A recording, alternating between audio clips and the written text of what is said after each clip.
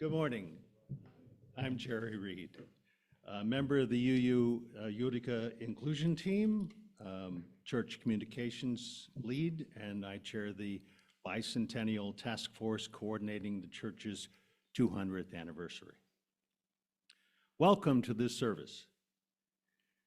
UU Utica officially became an LGBTQIA+ welcoming congregation in 1995.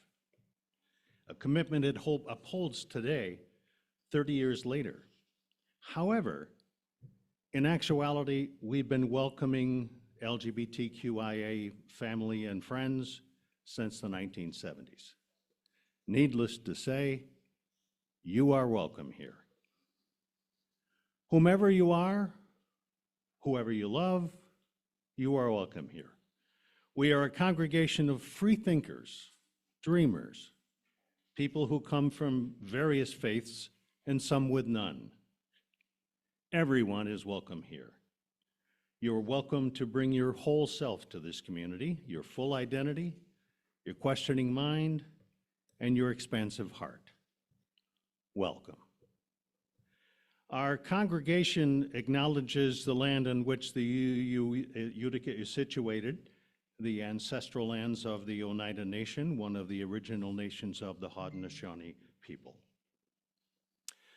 I have some announcements this morning, and then I guess Mary has one as well. Reminder, Dan Bergeron concert, this is less than 2 weeks away, October 25th. If you haven't purchased tickets yet, you can purchase them at the door the night of the concert, or you can purchase them online.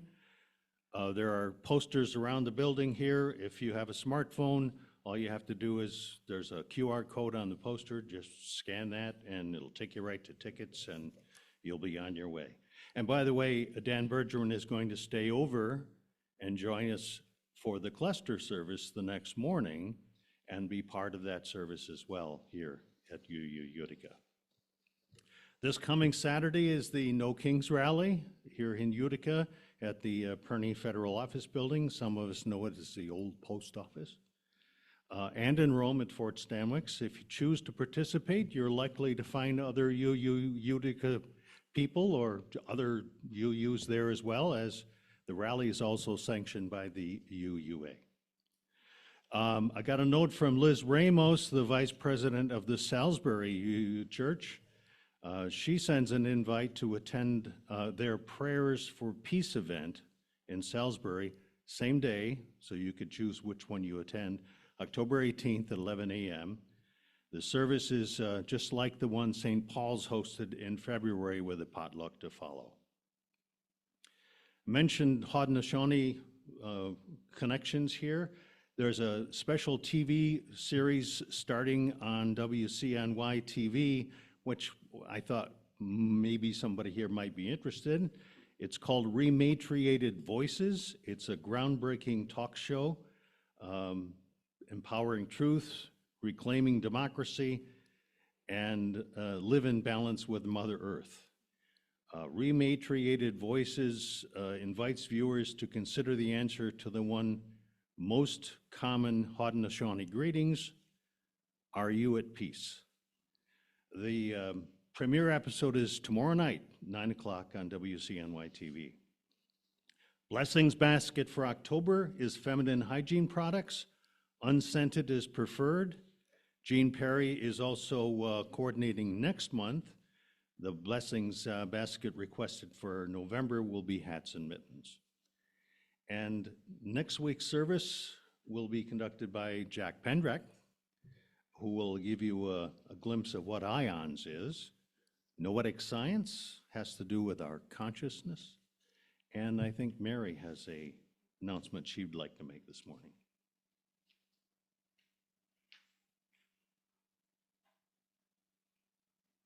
Thanks, Jerry. I just want to say thank you to everybody who has very generously and graciously volunteered over the past 18 months to do coffee hour. And I think I speak for everybody when I say what a wonderful experience it is to have that. And also to say, yikes, we got nobody signed up for next week. Just saying. If you are new here, I'd like to point out that as you arrived this morning, at the same podium where you grabbed a temporary name badge, there's also a place where you can sign up for the church newsletter if you'd like to. Then you can get timely notices of events taking place and other news of interest to this congregation. This morning, we welcome someone who has spoken with this congregation on multiple occasions. It is my pleasure to welcome back this morning the Reverend Jill Farnham-Us. We'll be hearing from Jill in a few minutes. For our chalice lighting, we have to have Sarah Miller come up for that.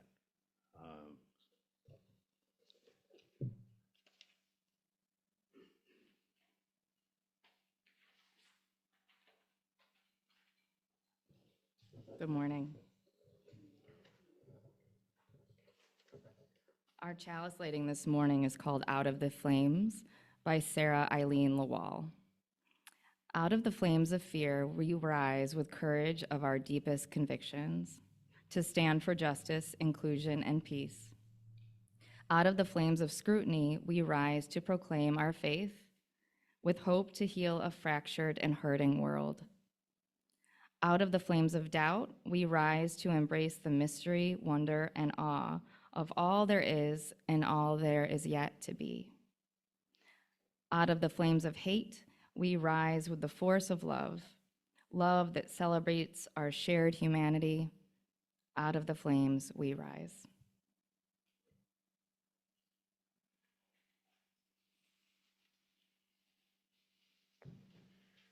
Opening words this morning are a poem I wrote on what I consider sacred. Sacred. Life is sacred, cherish the day. Today is gone tomorrow. Freedom is sacred. Each must be free to choose their path. I take the trail seldom taken, the journey not traveled by any other. Safe spaces are sacred, a place to go away from the world, secure without threat, where all are welcome without question. Extended family is sacred to me, the love and friendship of others chosen by me, not by accident of birth or blood. Future must be sacred, or it will be lost to the fascists who hold nothing but power sacred. We must protect it for our children out beyond the 7th generation. All people are sacred with wisdom to contribute. Cherish one another, help one another. The whole is greater than the sum. Serve the greater good. Earth is sacred. Gaia is our only home. There's no planet B. We must cherish Mother Earth and all her creatures. Be as the water keepers of native cultures. Be the warrior protecting the cosmos for our children and our children's children. Now please stand as you are willing and able for hymn number 170, We Are a Gently Angry People. This hymn was by Reverend Jill's special request, but she, definitely didn't have to twist my arm to do it.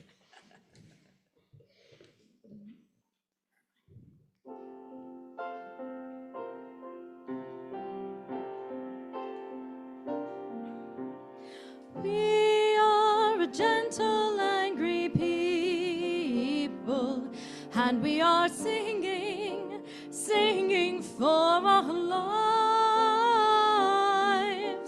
We are a gentle, angry people, and we are singing, singing for our lives. We are a justice-seeking people, and we are singing, singing for our lives. We are a justice-seeking people, and we are singing, singing for our lives. We are young and old together, and we are singing, singing for our lives. We are young and old together, and we are singing, singing for our lives. We are a land of many colors, and we are singing, singing for our lives. We are a land of many colors, and we are singing, singing for our lives. We are gay and straight together, and we are singing, singing for our lives. We are gay and straight together, and we are singing, singing for our lives. We are a gentle, loving people, and we are singing, singing for our lives. We are a gentle, loving people, and we are singing, singing for our lives.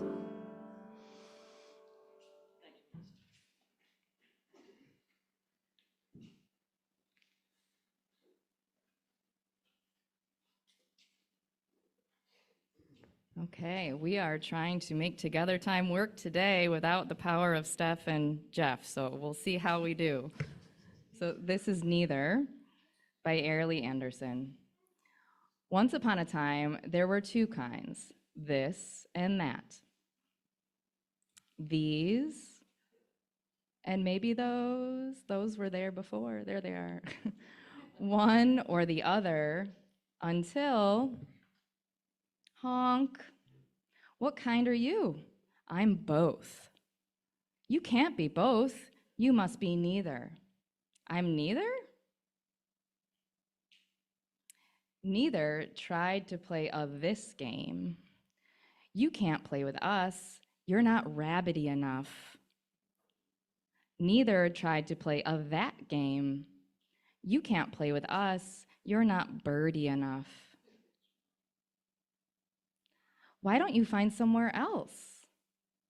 You're not one of us. You're neither. Neither, neither, neither.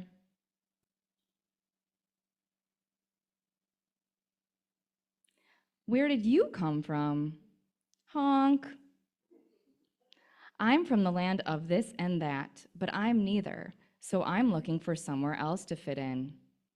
This isn't somewhere else, but you will fit in here. Where is here? So many different kinds, the land of all. Come play with us. But I'm different from everyone here. I'm neither red, nor orange, nor yellow, nor blue. Exactly. Excuse us, we're from the land of this and that, but we don't fit in at home. We are looking for somewhere else. But you said I was neither. You said I should go somewhere else. Well, this isn't somewhere else. This is the land of all, and everyone fits in here. Once upon a time, there were many kinds, this and that, somewhat and whatnot, either, very, sort of, just, rather, a little, neither, and both. And all were welcome. Leaving the land of this and that.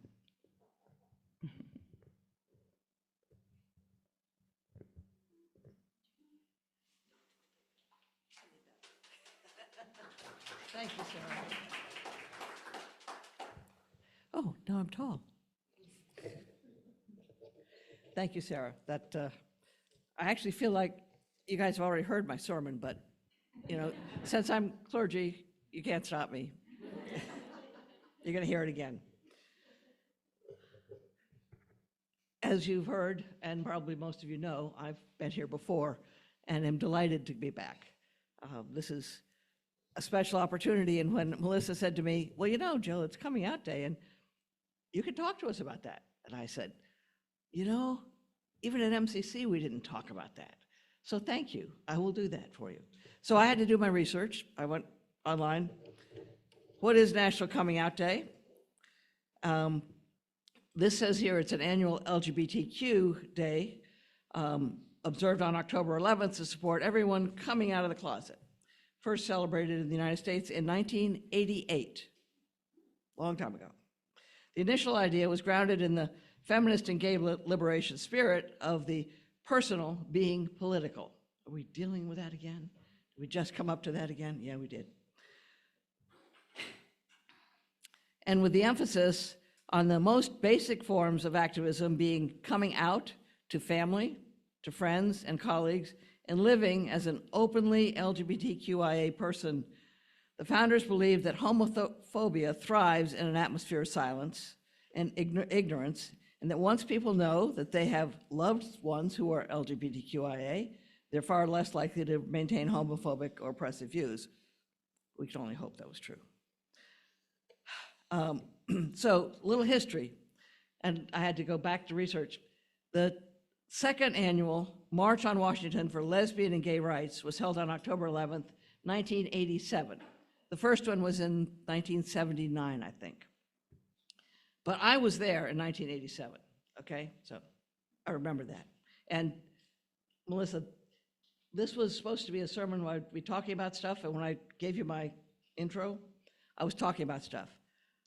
I have immersed now, so you're hearing all about me. I'm not talking about stuff, I'm talking about me. Okay, so there was October 11th, 1987, there was a week of activities before and after that event. The first one was a marriage mass for gays and lesbians on October 9th.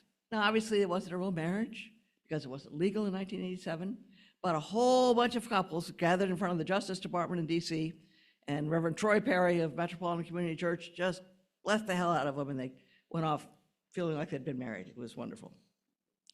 And that was also the weekend that the Names Project had the first large display of the quilt.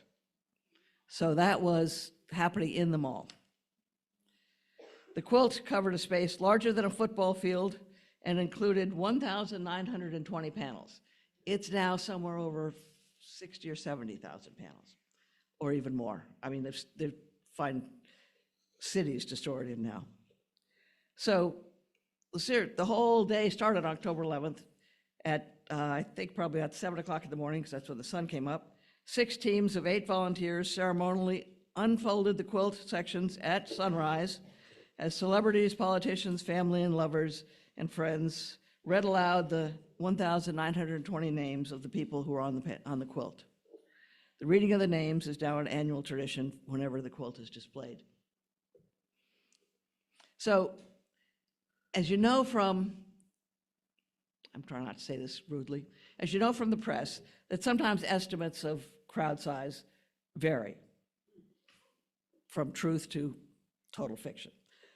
So the initial reports of 200,000 people, which was widely quoted in the New York Times, was made several hours before the march actually took place. They took pictures of the quilt display. Oh, wow, look at all those people. It was sunrise, okay? Even in DC, we all don't get up at sunrise. And then the next pictures were taken about 10:30 or 11. Oh, look, there's a whole bunch of people here.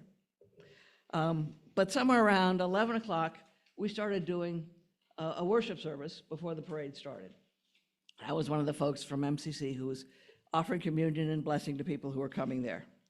It was an amazing, amazing process. So I will just tell you right here, but one of the other things that comes up is, once the police had counted all the people, I mean, for hours for the march, the estimate was raised to 750,000 people in DC, which I totally believe. As I say, I was there. So why did having the quilt display, 750,000 people, and a march for lesbian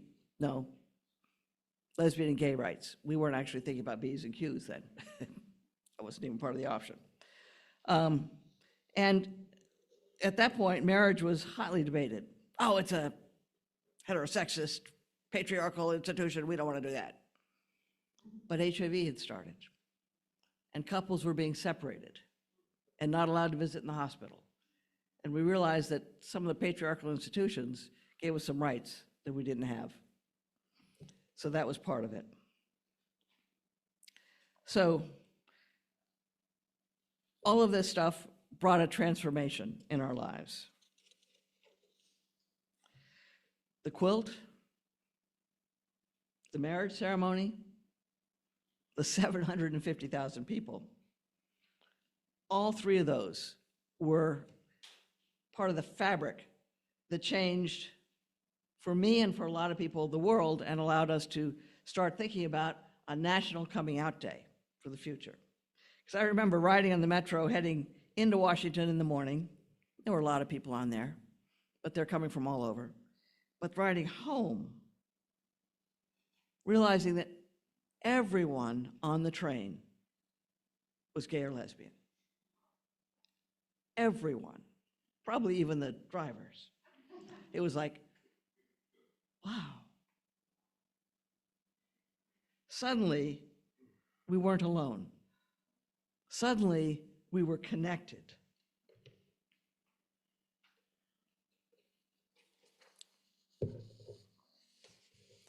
So I said that when we started the service, we offered communion. And when we do communion at MCC, we actually touch the people we're doing communion with. We don't just hand them a wafer. We put our hands on them and offer a blessing. So hundreds of people, thousands of people, came and received that blessing. Years later, people would run into me and go, "You blessed me at that, all right?" And I'm like, "Good, I'm glad it worked." Sorry, I didn't remember, but it was an amazing event. When we did the blessing and the march started, we were near the front of the march. So we got up to the quilt display and we're walking around the quilt display, and it was literally 6 hours later before the march stopped. People were still marching in through DC. I was amazed. I didn't know exactly what would happen next. HIV had just started, and we were starting to run into all the fears that people were having, but I knew that we were no longer alone and scared. There were lots of other people, them and us, this and that, out there alone and scared. But this group was not. This was a land of all.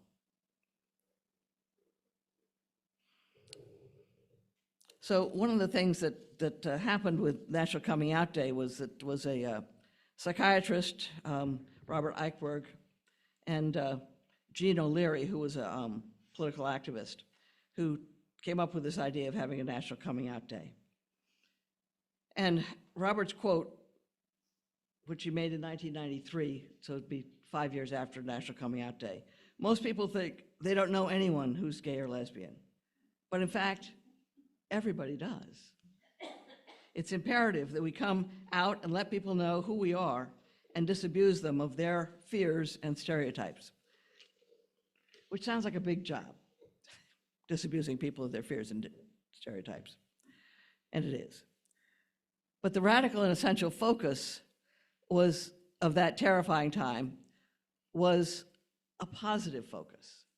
And that's, I think, something that relates to right now, too. We weren't standing and marching against anything. We were standing and marching for ourselves, our friends, people we cared about. We weren't protesting. We were standing and marching for lesbian and gay rights. And I think that has a high relevance for now. Our rallies, our gatherings need to be standing for the rights and freedoms and democracy of all of us. And I do mean all of us, even some of them. Just saying. They also have rights. There is anger and fear, and I certainly remember that from that time 40 years ago. AIDS was not just a disease of the 4 H's then. Do you remember the 4 H's?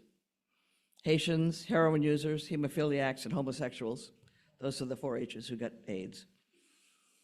It was a terror in hospitals, in clinics, in funeral homes, in the general public. It was a terror everywhere.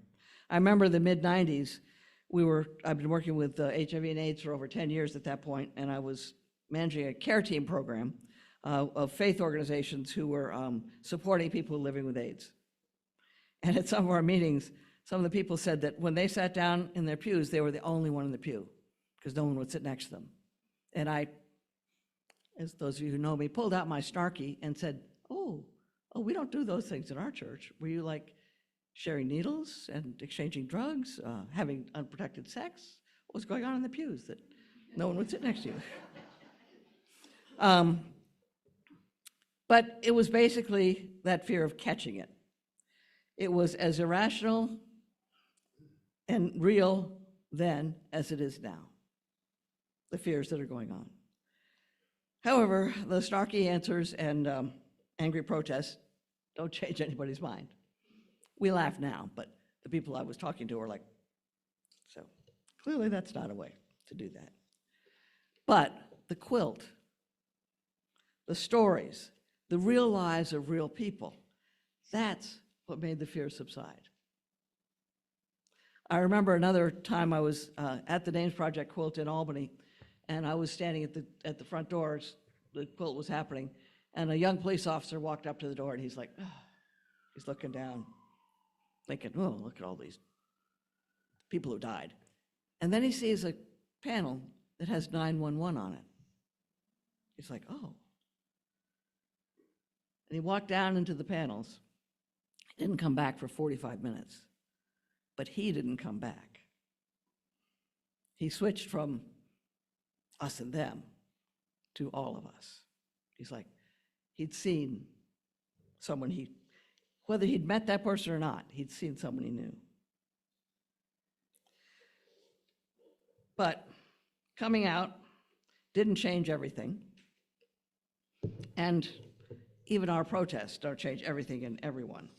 Because part of coming out is a privilege.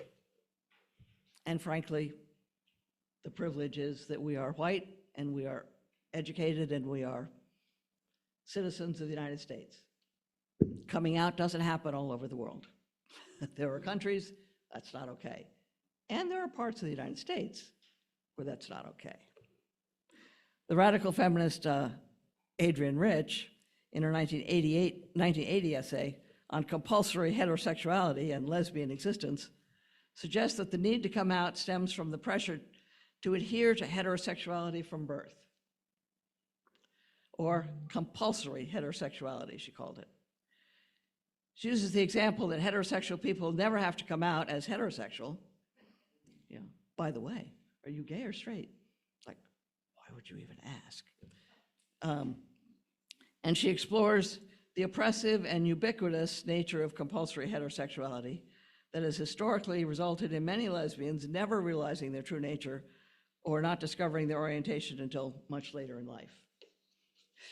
When I went to college in 1964, I was essentially told I was going to go to college to get my MRS. I was going to a women's college. It should have dawned on me what they really meant, but it didn't. They meant that I was going to marry a man.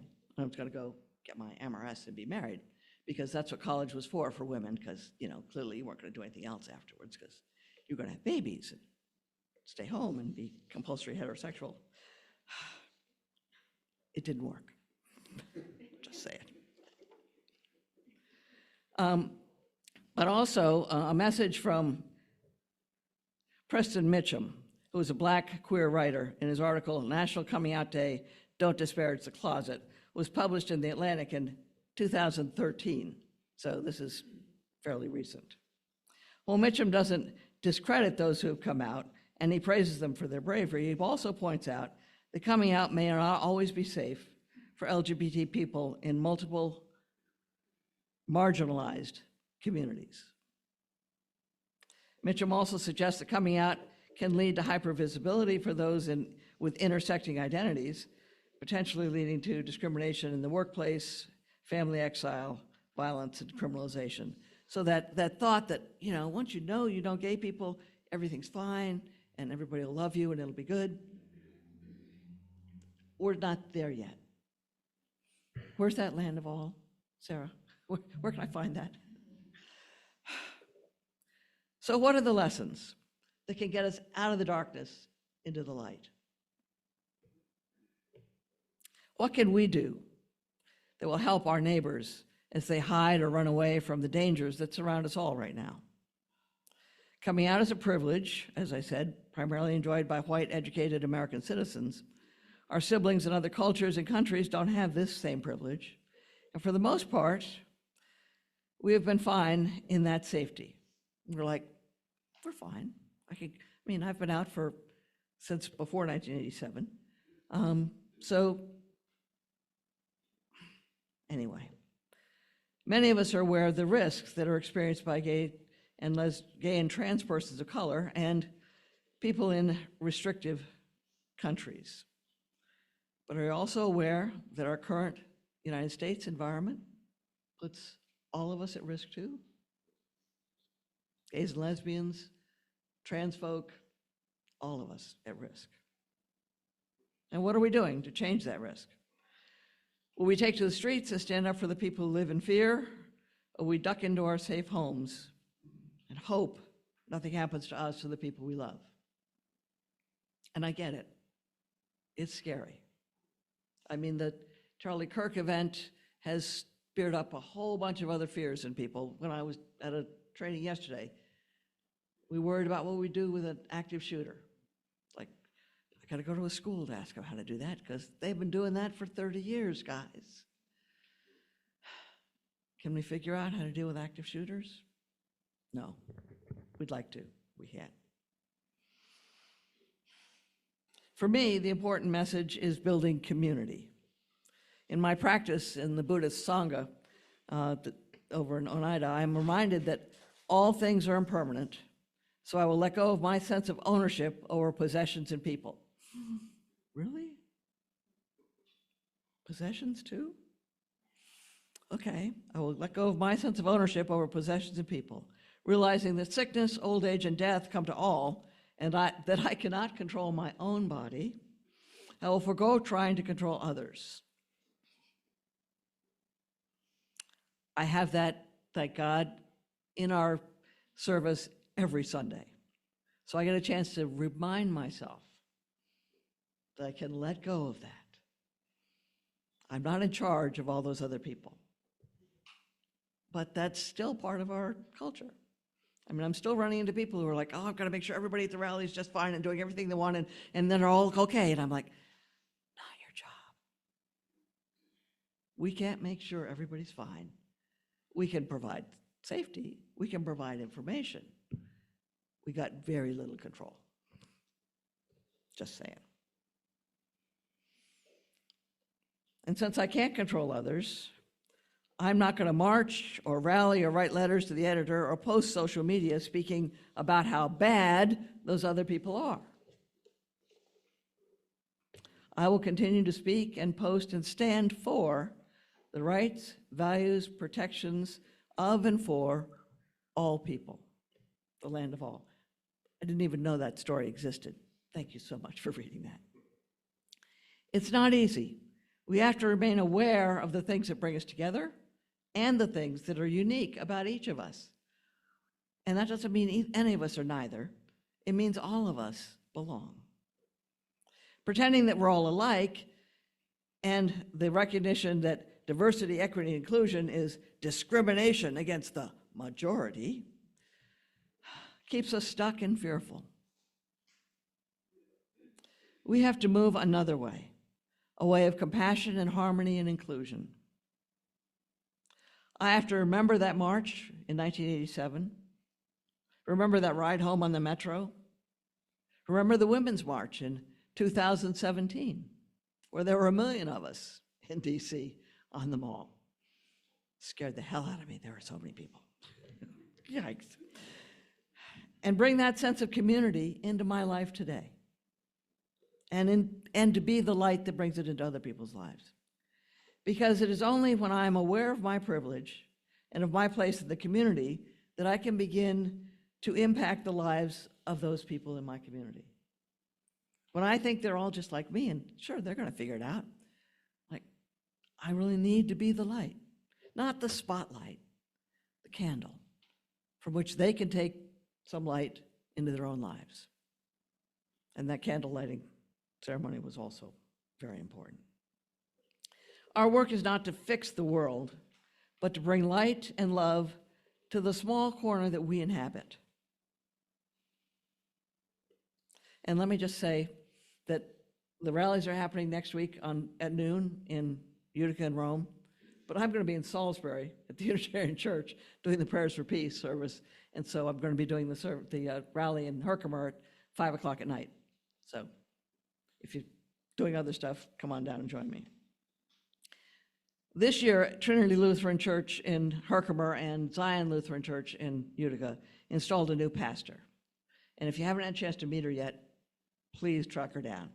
Reverend Marie Duquette had me in tears at the opening of her installation ceremony as we sang a song that was new to me, God, gather us as your people. God, we gather as your people to raise our song above. We gather to claim the presence of your love. Though the day may not yet be here, we must trust it soon will be, when your children will be free. Oh, may our hearts and minds be opened and the church doors open wide. May there be room enough for everyone inside. For in God there is a welcome. In God we all belong.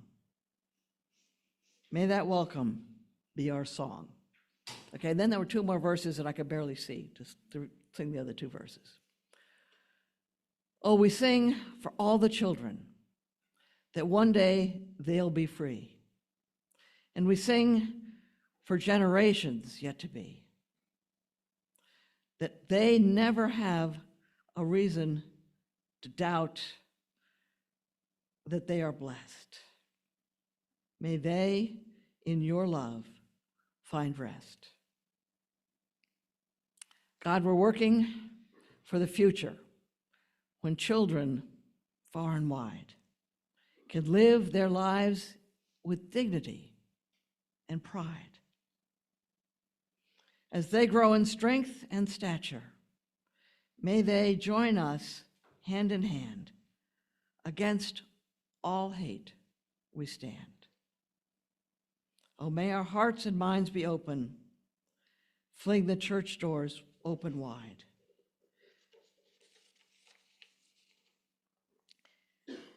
May there be enough for everyone inside. For in God there is a welcome. In God we all belong. May that welcome be our song.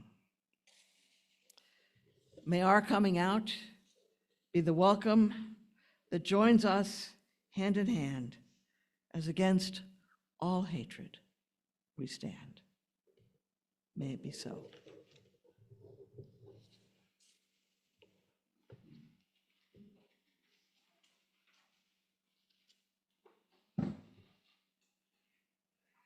Thank you so much, Reverend Jill.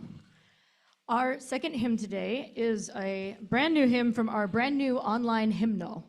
So you guys have the words as an insert in your order of service. And I will sing through the first verse, and then I'll go back to the first verse so you can hear it all once, and then we should be able to sing it all together. I think you'll catch it pretty quick. So you may stand as you are willing and able.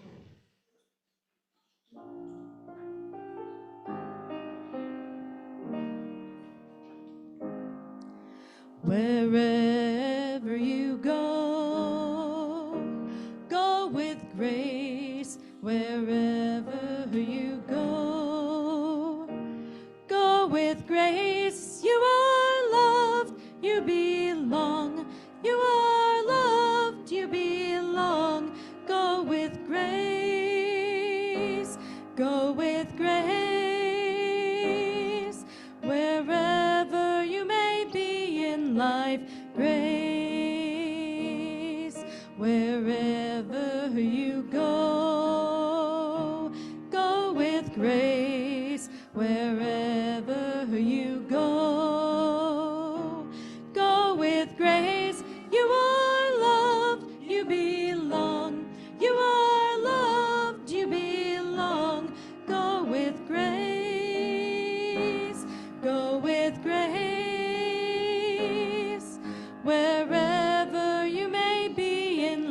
life grace.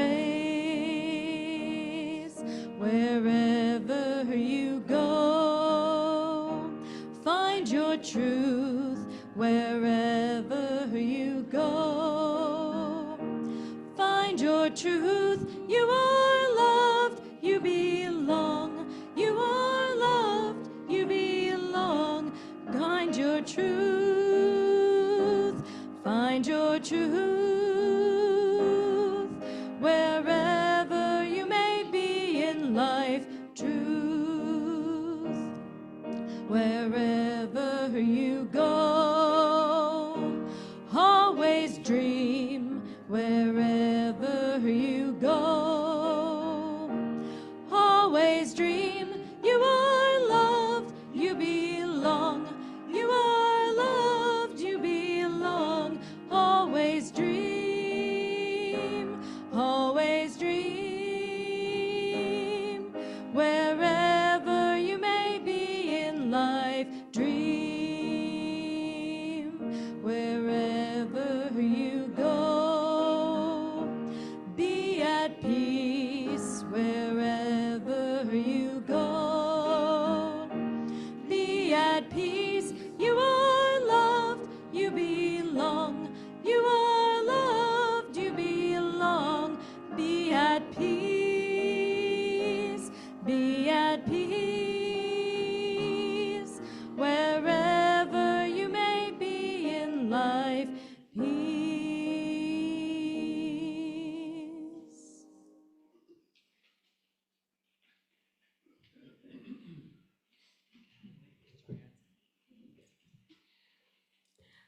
Good morning. I'm Katie, one of the co-chairs of the inclusion team and clerk of the board, and now it is time for our offering.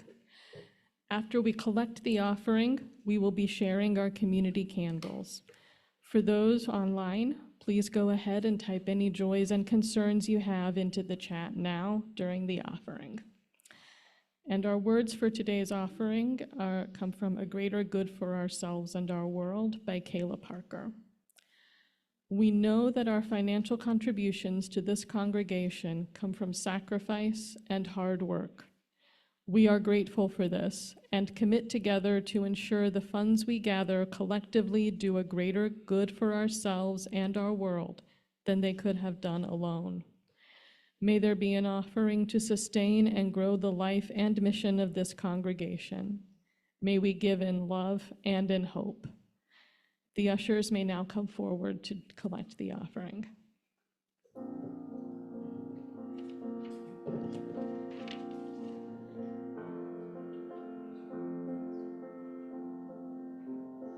Truth runs wild like a tear down a cheek. Trying to save face and daddy heartbreak, I'm lying through my teeth. This voice inside has been eating at me, trying to replace the love that I fake with what we both need.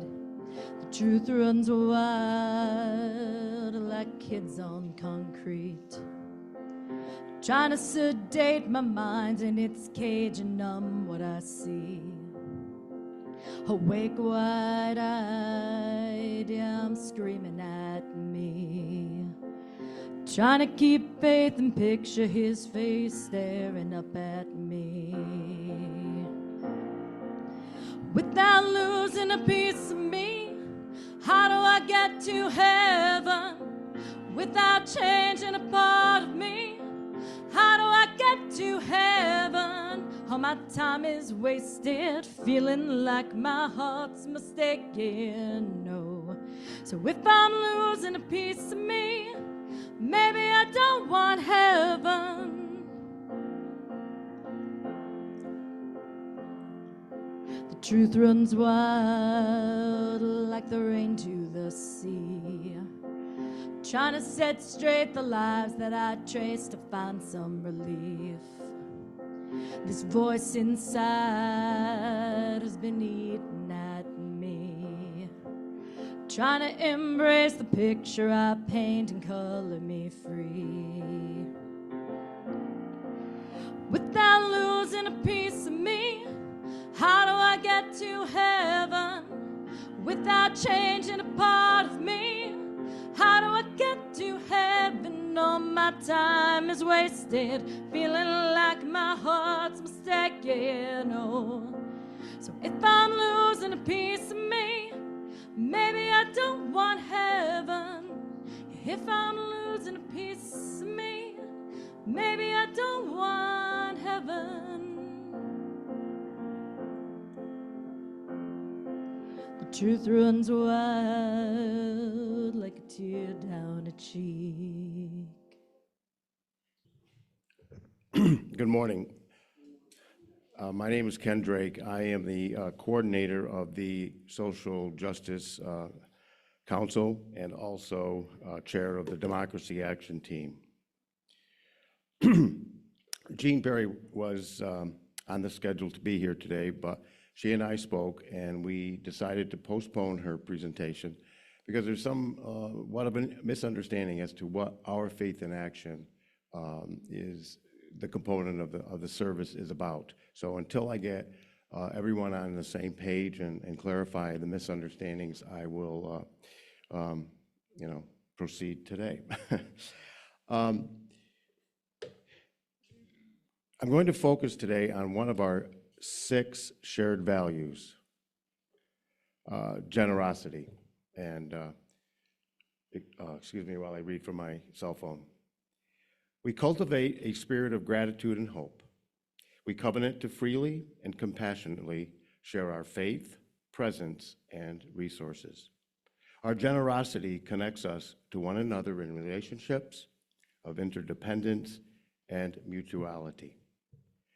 There are 2 initiatives that I would like to talk about this morning very briefly that are an ongoing way of us helping those in the community that may need our help, and also to bring us together as Deb Faust and John Camarelli spoke a few weeks ago. As we work together in community to help others, it helps heal us, okay, and nurture us. The first is new to some of you, but not to us longtime members. We have a blessing basket coordinated by one of our members, Brenda Maris. This basket is on a table as you enter the church, and this month it's hygiene products, as Jerry alluded to earlier this morning. The second initiative is to help the Cornerstone Church. We're collecting food items and necessary items for their food pantry and their soup kitchen or whatever to take care of the homeless. This crate rather, is in the kitchen, and there's a clear message in there as to what you're supposed to put in here. And we have a crate because we do have a rodent problem, so we want to make sure that everything you put in here is safe, okay? Ryan Miller is our go-to person. He picks this up when it's full and brings it to the Cornerstone Church, okay? So we have a process, we have a plan.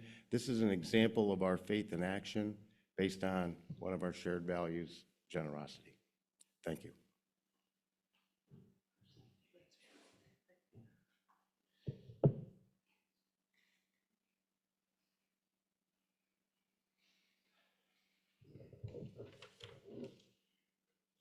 Okay. Jerry, would you extinguish the chalice? Sure. Please join me in extinguishing our chalice. We extinguish this flame, but not the light of truth, in warmth of community or the fire of commitment. These we carry in our hearts until we meet again. Our closing words today are from Mary Oliver's poem, Don't Hesitate. If you suddenly and unexpectedly feel joy, don't hesitate. Give in to it. There are plenty of lives and whole towns destroyed or about to be. We are not wise and not very often kind, and much can never be redeemed. Still, life has some possibility left. Perhaps it's its way of fighting back that sometimes something happens better than all the riches or power in the world. It could be anything, but very likely you notice it in the instant when love begins. Anyway, that's often the case Anyway, whatever it is, don't be afraid of its plenty. Joy is not made to be a crumb.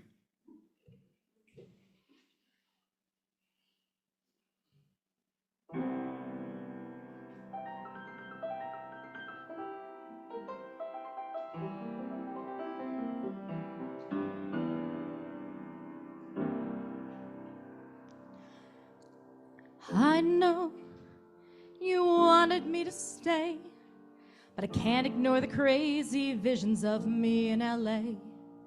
And I heard there's a special place where boys and girls can all be queens every single day. I'm having wicked dreams of leaving Tennessee. Here's Santa Monica, I swear it's calling me. Won't make my mama proud, it's gonna cause a scene. She sees her baby girl, I know she's gonna scream. God, what have you done? You're pink pony girl, and you dance at the club. Oh mama, I'm just having fun on the stage in my heels. It's where I belong, down at the Pink Pony Club. I'ma keep on dancing at the Pink Pony Club. I'ma keep on dancing down in West Hollywood. I'm gonna keep on dancing at the Pink Pony Club. Pink Pony Club. I'm up and jaws are on the floor. Lovers in the bathroom and a line outside the door. Black lights and a mirror disco ball. Every night's another reason why I left it all. I thank my wicked dreams a year from Tennessee. Oh, Santa Monica, you've been so good to me. Won't make my mama proud, I'm gonna cause a scene. She sees a baby girl, I know she's gonna scream. God, what have you done?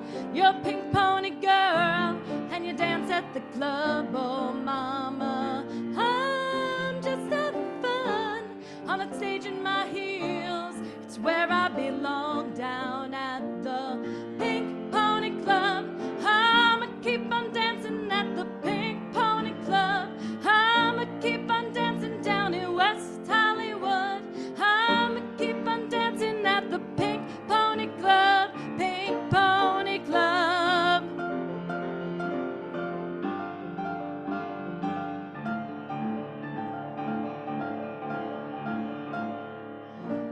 Don't think I've left you all behind. Still love you in Tennessee, you're always on my mind.